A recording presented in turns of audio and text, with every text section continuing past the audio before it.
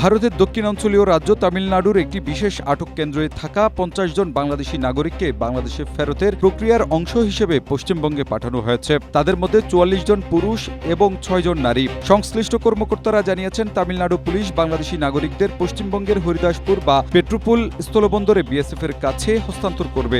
এরপর বিএসএফ প্রয়োজনীয় আনুষ্ঠানিকতা সম্পন্ন করে তাদের বাংলাদেশ কর্তৃপক্ষের কাছে বুঝিয়ে দিবেন। স্ট্রবেরি সুপার ডটেড ও ক্লাসিক ভ্যারিয়েন্ট সেন্সেশন জাগুক শিহরণ।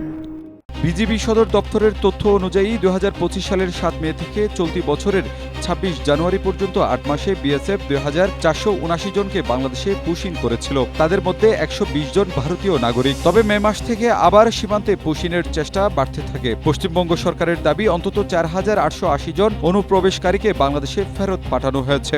ডিটেক্ট ডিলিট রিপোর্ট কোনোভাবেই ভারত সরকারের এই নীতি থেকে যে পশ্চিমবঙ্গের বিজেপি সরকার সরে আসবে না, তা ইতিমধ্যে স্পষ্ট করে দিয়েছেন মুখ্যমন্ত্রী শুভেন্দু অধিকারী।